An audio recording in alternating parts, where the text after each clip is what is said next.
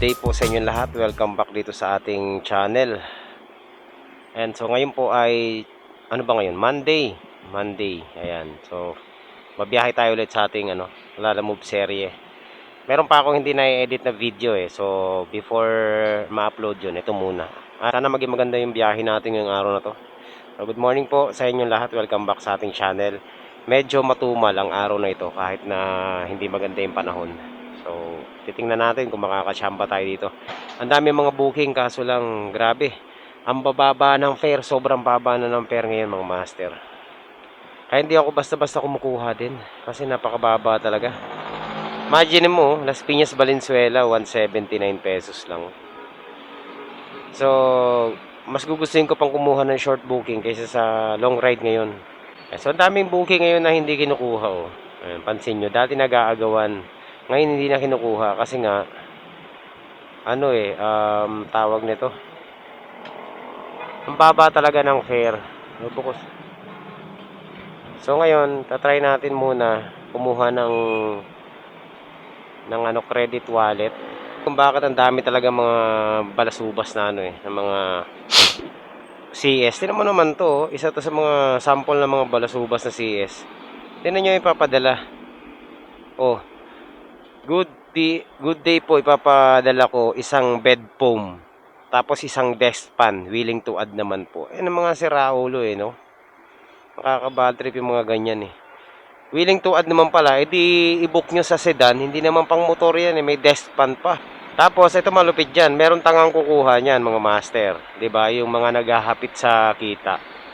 No? Yung mga hindi nakakaintindi. Basta lang napakababa ng standard nila. Basta lang kumita ng kakarampot, magpapakaalipin sa ganyan. Dapat hindi kinukuha yung mga ganyang booking Kung talagang willing to add sila, i-book na lang nila sa sedan kasi hindi naman pang hindi naman pang sedan yan Ay hindi naman pang motor yan Ayan, nakakatawa yung ibang mga booking. Ang dami rito, mga master. Tsaka pansin nyo, huwag kayong kukuha ng mga multiple drop-off. Ang gulang yan, mga master. Kawawa kayo dyan sa mga multiple drop-off na yan. Okay lang yung mga documents, mga pagkain na isang single order o wag lang yung mga multiple drop-off, tsaka yung mga ganyan. Kasi grabe, sobrang baba na nga nilalamog ngayon. Gugulangan pa yung mga rider. Talo na, lalong talo pa. Kaso yung iba naman, nagpapatalo lalo. No? Ako kanina pa ako nagsiswipe ng mga booking Ang daming mga booking lumalabas kaso hindi ko kinukuha kasi namimili talaga ako. So ayan mga master, meron na tayong booking papuntang Alabang at credit wallet to no. Hindi mo na kukuha ng cash kasi kailangan natin ng top up. Magpapataas muna tayo ng top up. Pero sasabayan natin to papuntang Alabang. Pick upin muna natin to tapos saka na tayo kumuha ng Okay. So let's go. Meron na tayong top up. Maya kwentuhan tayo tungkol sa mga mga dapat nating adjustment na gagawin dito sa Lala Move. Kuha muna tayo ng top up. Oo, ma'am, ano pong pipick upin natin diyan? Ha? Papuntang to M1 South Center. Muntinlupa. Ano po ba yung mixe? Ha? Gaano kalaki yun? Tingnan natin. Ayan, kasya naman. Oo. Hindi, kung yan lang, kasya yan. Kala ko yung mixer na malaki. So, ito. Okay naman. Okay na to mga master. Goods na. Ang hirap, ang hirap kumuha ng booking. Lalo na kapag ngayon tag-ulan. Kasi hindi mo masasabi kung ano yung makukuha mong booking. Ito kasi mga nagbo-book na to, hindi naglalagay ng detalye kung ano yung ibubook nila. Kaya tuloy nangangapa tayo. Booking papuntang Muntinlupa. So puntahan na natin mga master. Alright, so second pick up. Parehong Muntinlupa lang mga master. Patay, Ford yan master. Motor. Nabangga. Kabanggaan Ford. Agoy. Ang mahal niyan. Ingat talaga. Ayun. Ito pala. Lumagpas ako. Oo, dun sa kabila. 120 ang shipping fee. 120 tapos may gate fee daw doon na 10 pesos. Bale, ito po lang. Okay, sa kanila. Ay, may tax din ka sa kanila. Sige sir, salamat po.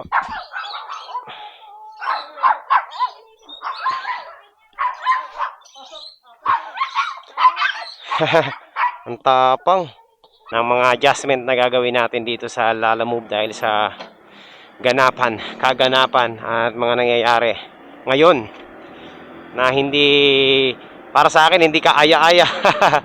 Okay, so hanap muna tayo maiihihan, naiihi na ako eh. So ayan o nga mga master, papunta na tayo sa ating dalawang booking, no, papuntang Muntinlupa, Alabang.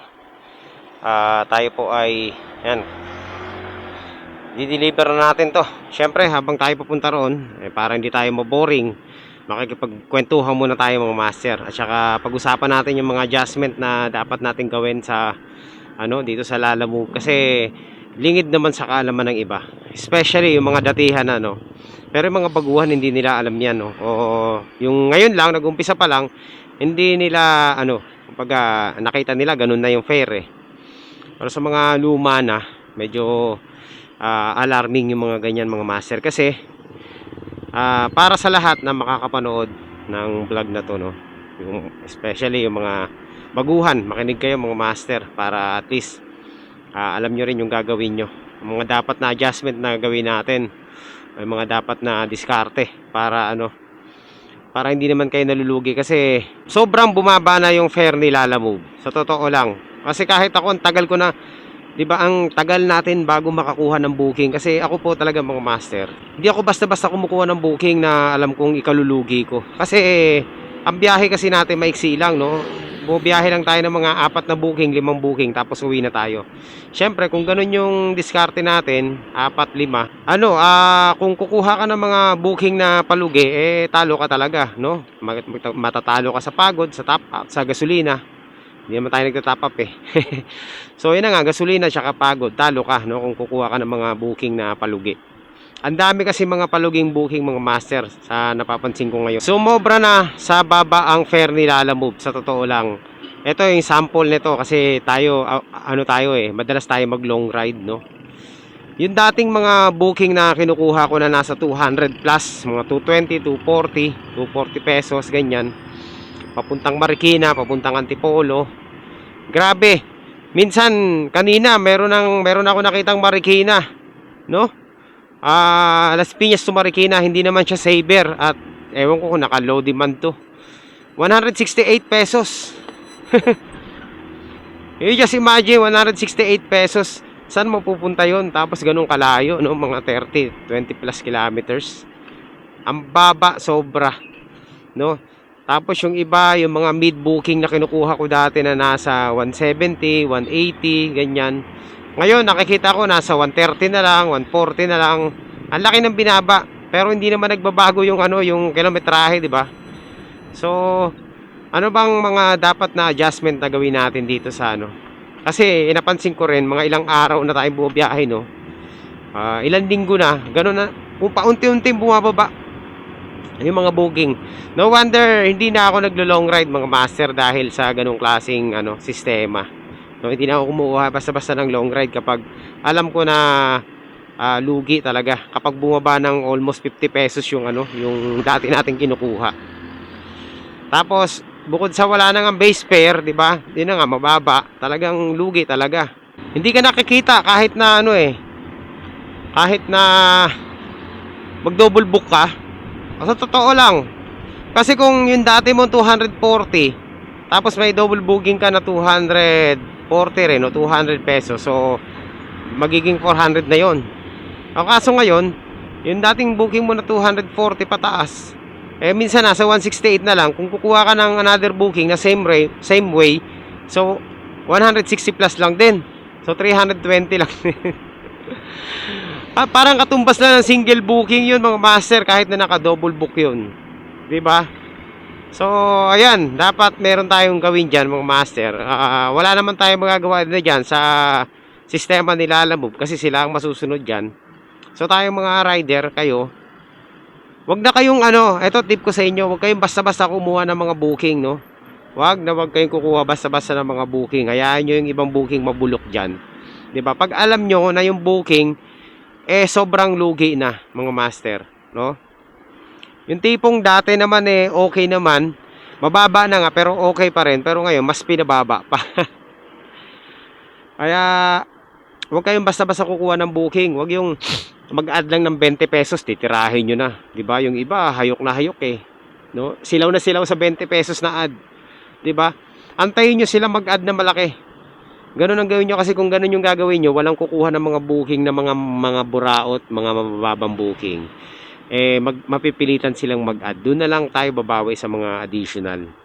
Ngayon, ang kunin yung mga booking, yung mga ano na lang, kumbaga, yung makatao naman ang fare, no? Ito, kagaya nitong kinuha natin 120. Tapos ang distansya lang naman 9 kilometers. Pwede na to, no? Pwede na 'yan. Kahit papaano panalo tayo diyan, kaya na double book natin. So dito pa lang sa dalawang booking na to, 7 kilometers at saka 9 or 10 kilometers, meron na tayong 210. Kaysa naman bumiyahe ka ng 20 plus kilometers, no? O 30 plus kilometers, tapos wala pa sa ano, wala pa sa 200 pesos, di ba? Para namang ano, lugi ka talaga doon. Kaya hindi ka talaga magiging masaya, mga master, kung yun ang gagawin mo. Yung pipilitin mo yung mga booking na ganun, di ba? So try nyong mag-observe kung ano yung mga booking na maayos ang fare. Yun lang ang kunin nyo. Kumbaga yung mga buraot booking na yun, yung mga sobrang baba ng fare, no? Kahit na malayo, ano na lang yun, kumbaga option yun na lang yun kung kukunin nyo talaga. Pero doon pa rin kayo mag-focus sa mataas ang fare, kasi malulugi talaga kayo, no? Wala na tayong magagawa yan sa baba ng fare ni Lalamove. Kasi nakikipag-competition siya sa ibang ano eh, sa ibang mga courier service app, no? So, ako, hindi ko naman sinasabi mag-quit na kayo, kasi syempre, yung iba, 'di ba? Yan talagang pinagkakakitaan. So, kung sa tingin mo na lugi ka, 'di ba? Wag ka nang ano, wag mo nang kunin. Para 'di bali nang wala kang kitain, kaysa naman mag-negative ka. Yun ang point ko doon, mga master. Kasi sayang ang effort nyo sa ano, sa pagbabiyahe kung magne-negative ka lang din naman. 'Di ba? So, yun yung mga adjustment na dapat yung gawin, mga master.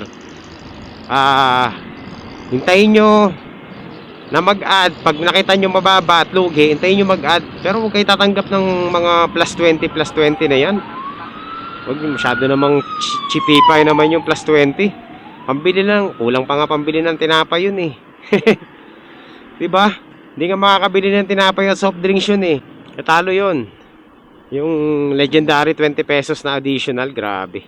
So kaya ngayon, mga master, ako, kanina pa tayo nag-aabang ng booking. Hindi talaga ako kumuha ng mga booking. Ang dami mga booking, may mga long ride na booking na trip natin. Kaso lang, kinukompute ko, talagang lugi talaga. Mas maano na, mas maganda na talagang nagbabasa kayo, no?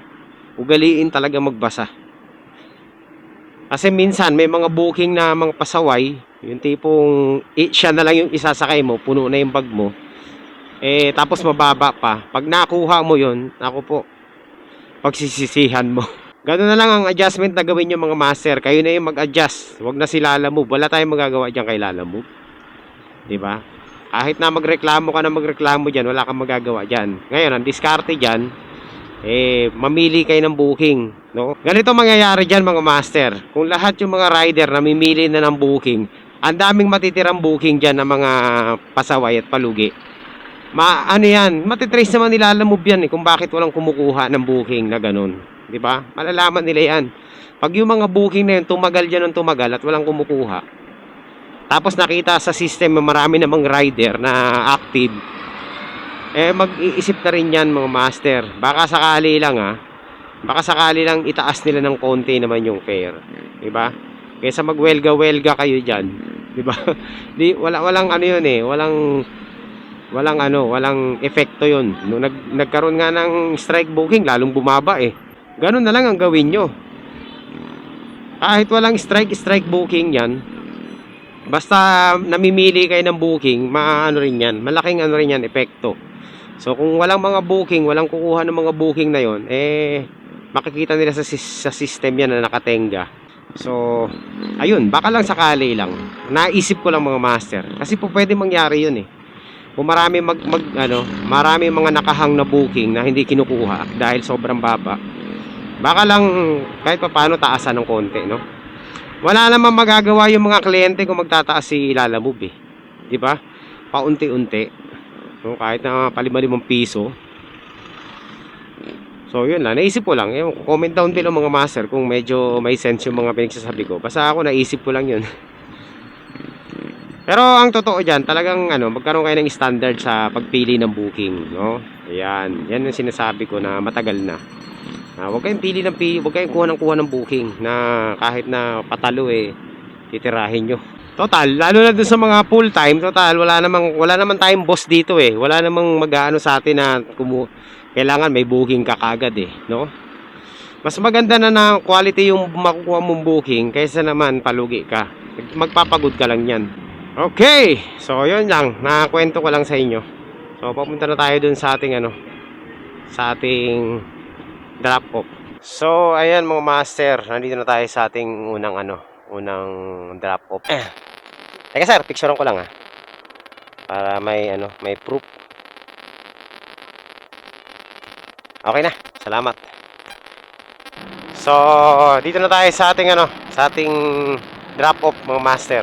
Hello po. Lalamove po. Yes po ma'am, nandito na po ako sa Block 60 Lot 21. Delivery po ma'am.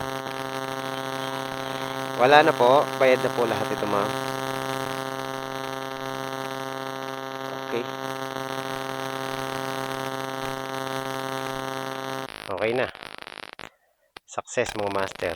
So meron tayong kita 120. Ngayon hanap tayo ulit ng booking dito sa Muntinlupa pabalik ng Parañaque at Las Piñas. So ito mga master, meron na tayong pick up, meron na tayong booking, no? Papuntang Las Piñas to, 79 pesos lang, short booking lang to. So puro short booking lang muna tayo mga master kasi lugi tayo sa long ride Kaya dito muna tayo sa mga gurami booking ulit manggugulo, no? Puntahan na natin to mga master. So ayan, pangatlong natin to. Pangatlong booking natin. Puntahan na natin. So ayan mga master, malapit na tayo sa ating pick up, no? Papuntang Las Piñas to. Hello po. Ma'am, good morning po. Nandito na po ako sa 229. Sa 229 po. Nakaganto lang po. Okay, sige po. Okay na po. Sige, salamat po. So, thank you. Meron na tayong tip doon. Mas okay pa itong mga short ride May mga tip pa. Ayan, 100 pesos. O, diba? Ang fare lang ni ma'am is 79 lang. So, meron tayong 21 na pasobra. Malaking bagay na yung mga master, yung mga pasobra. So, punta na tayo ng Las Piñas. Pero syempre, hanap muna tayo ng booking. So, meron na tayong first booking mga master. Pabalik ng Las Piñas. Hanapan pa natin ang kasabay to. Baka sakali matsambahan natin, no. Yan, meron na tayong pick up mga master. Tawagan na natin, no. Ano raw to? 10 kilos. Pwede na to, 10 kilos na na frozen. Hello po. Ma'am, good morning po sa Lalamove po ito. On the way na po ako for pick up. Ma'am, ilang kilo po? 10 kilos lang po ba yung frozen? Okay. Assorted, no? Sige. Punta na po ako, ma'am. Yung 10 kilos ni Mikay. Kay Mikay. Saan, te? Ayan lang. Pwede ko na lang lagay sa harapan. Las Piñas na naman, no? Alright. So, let's go, mga master. Okay. So, meron na tayong double book. Short ride lang to mga master. Short ride booking lang. Dalawang short ride. Puro short ride lang tayo muna. Importante may biyahe tayo, no? Let's go. Tirahin na natin to. Update ko na lang kayo kapag nandun na tayo sa ating drop off. Nandito na tayo sa ating drop off. Lalamove po. Ma'am, nandito na po ako sa labas sa may kulay pink na Ma'am, may tax pala dito. 89 lang po. Lahat. Teka. Okay na po ito. Salamat. So yung mga master, see? Papuntang Las Piñas lang. Naka 200 na tayo. O, di ba? So, kumita na tayo ng 195 doon sa dalawang booking ngayon, mga master.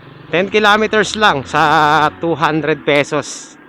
Di ba? O 195 kasi yung ano eh. O, hindi na masama, di ba? At least, hindi tayo ano, kumbaga, hindi tayo lugi. Panalo pa rin tayo. Deliver muna natin tong isa. Malapit lang naman to eh. Tsaka na tayo kumuha ng ano. Para hindi magulo yung mga schedule natin. No?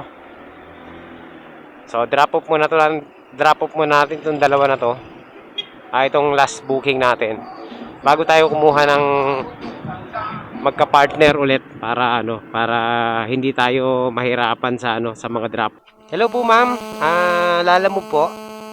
Sige, kunin ko lang. Okay po.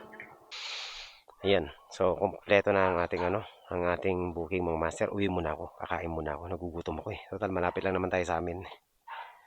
So, let's go. Pahinga muna tayo ha. Uwi muna tayo. Mga master. Kakaano ko lang.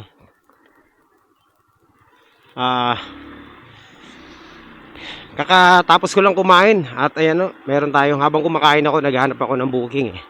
So, meron na tayong pick up. Ayan, meron tayong pick up. At medyo maganda yung pick up natin kasi may additional, no? Kanina nasa 120 lang to. Tapos nung shinwipe ko na, meron ng naging 140 plus na 145. So, okay na yun. Panalo na yun. Papunta lang to dyan sa may ano, Tagig. So, short lang din to, mga master. Short booking lang din to, no? Let's go. Naku po. Ayun na ang ulan, no? Kung tawag nito, yung pick up natin dito, ano to, cut out na mga pangalan. Second ano ko na sa kanila to, second pick up ko na. Last time nakapag-pick up din tayo dito last time eh. Pangalan din, ganun din. Hanap pala ng kasabay. Baka meron pa dyan. Baka may sasabay ka pa. Okay na. Pwede pala to sa labas eh. Oo, dilinisin ko na lang. Ingat na ingat pa naman ako dyan. Yan, sige. Yung hindi lang papagpag baka pumagpag, babali. Baba po. Okay, so yan mga master, ano lang. So yan, meron na tayong isang booking. Papartneran pa natin to ng isa para ano na tayo. Tagig, ang kailangan natin Tagig Pasig. Yan. Medyo lumalayo ng bahagya. Okay, so yan mga master. Meron na tayong pick up, no. Dito lang to sa may Parañaque. So, pag ganito mga master, medyo mababa. Talagang, pag hindi na tayo masaya, syempre, pag hindi na tayo nag-enjoy sa ginagawa natin, at hindi na kayang i-survive, pwede na tayong mag-quit. Pero okay pa naman, kaya pa naman, no? Nagagawan pa naman natin ng diskarte. Nadidiskartehan pa naman natin. Okay, so, tira muna tayo. Puntahan na natin to. Saan pa tayo? Andito na tayo sa sa ating pick up point. Beef shop. Ito yata yun. Ma'am, saan po ito, ma'am? Dito po. Dito. Ito pala eh. Ma'am. Papuntang kala ko malaki, maliit lang pala. Hindi pa bumabagsak oh. Huwag muna sana bumagsak.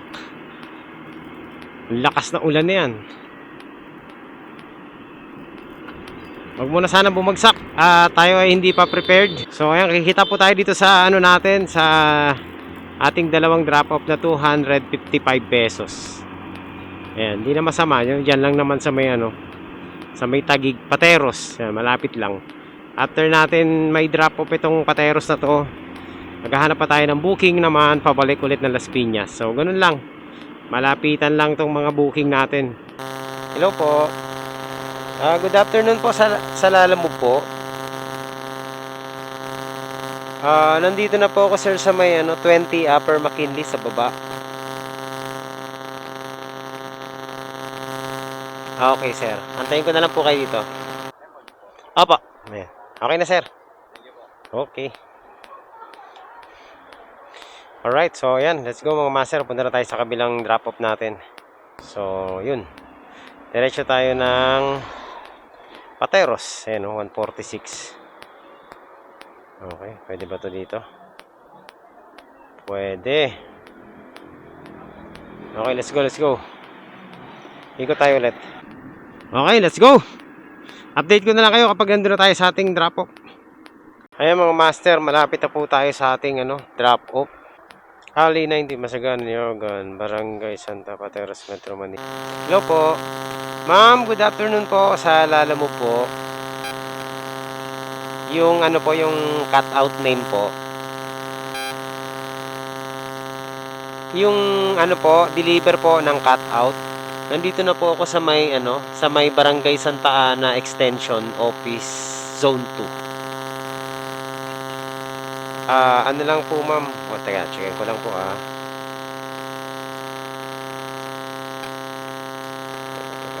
146 lang ma'am. Dito lang po ba ito sa may tricycle? Okay. Sige, 146 lang ma'am. Bariya lang po ma'am Wala po akong panukli eh. So habang nag-aantay tayo, mag-abang na tayo ng booking. Pabalik ng Las Piñas. Apa? Matthew, ayan. Sige. 146 lang. Okay na, sir? Okay, salamat po. Okay. Thank you. So, success mga master. Ayan. So, hanap tayo ulit ng booking. Tirahin na natin ito mga master. Pabalik ng Las Piñas. Sana makachamba tayo ulit. Okay. So, ayan mga master. Meron na tayong meron na tayong pick up ulit, no? Etong pick up natin dito to sa Pasig, pabalik na ang Las Piñas sa amin, sa Pulang Lupa mismo. Malapit lang sa bahay.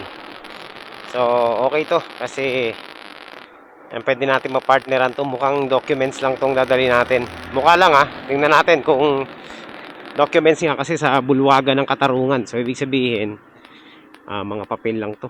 Hello po, sir, sa alala mo po?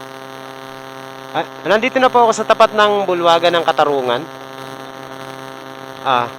Sige sir, nandito lang po ako sa tabi ng Wild Truck. Ayan, so pick up na tayo mga master. Papuntang papuntang Las Piñas, 172. Okay. So ayan mga master. Ito na, meron na tayong pick up. Tapos try natin kunin yung isa kanina, no? Last 2 booking natin to. Kuha pa tayo ng isa pa. Mukhang maganda-ganda yung biyahe natin ngayon. Combination ng medium tsaka short ride. Pero wala tayong long ride ngayon kasi lugi pag long ride. At least ito okay to, no? Ayan, so hanapan pa natin ng kasabay itong mga master. Tingnan natin kung meron tayong makukuha. Meron ako nakita dito kanina eh. Pasig to Parañaque. Ayan tirahin natin to. Ayan. So, atin na yan mga master. Uy, 190. O, diba? Alright, so puntahan na natin mga master. Meron na tayong isang booking ulit. Double book na tayo. Nagkakahalaga ng kulang-kulang 400 pesos tong dalawa na to.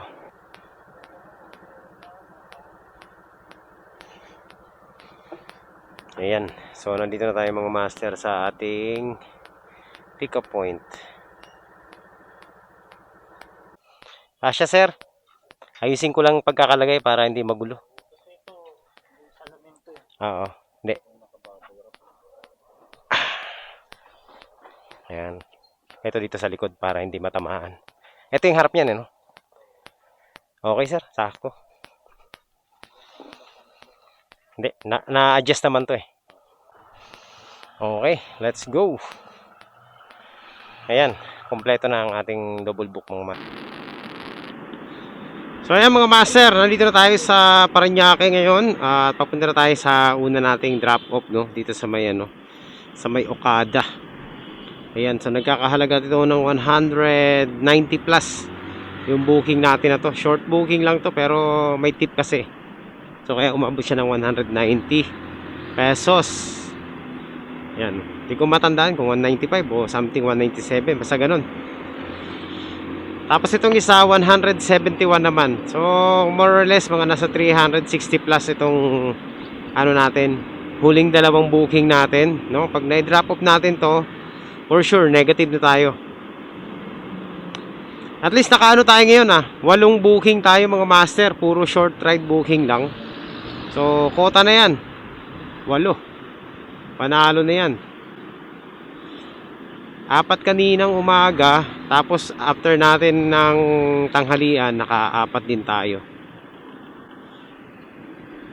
Kaya pa naman, maaga pa alas 3 pa lang 3:30 pa lang ng hapon mga master. So yun, paano-ano lang, short booking lang tayo ngayon. Yung dalawa lang, itong dalawa lang medyo malaylayo ng konti kasi roughly 18 kilometers, no? Mga ganun.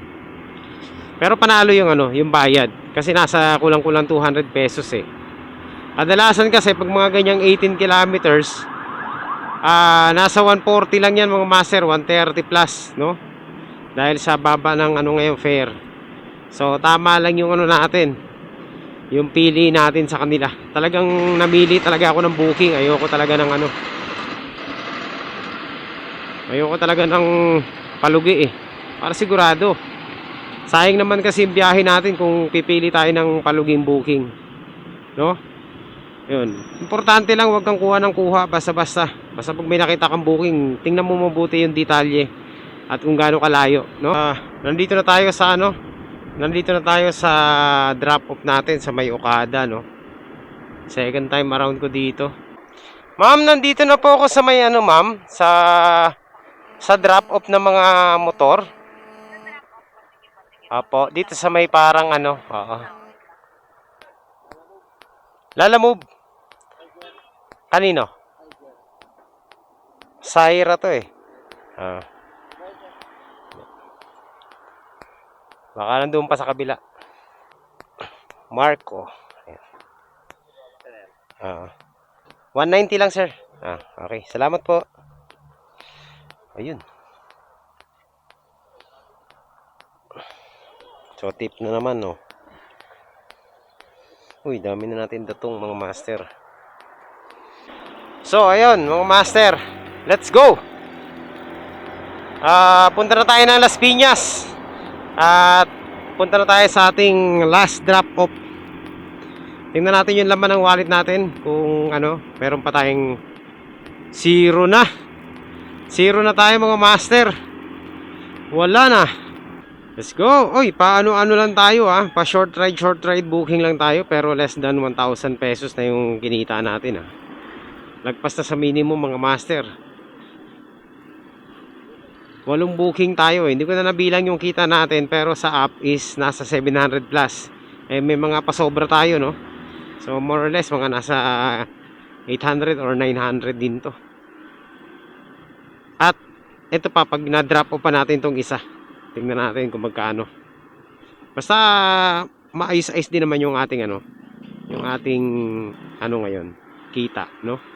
Kahit na mga short ride booking. Tao po. Lalamove po. Kay Elin po. Hindi pa po, ma'am. Ay, teka lang. Bayad na pala. Sorry.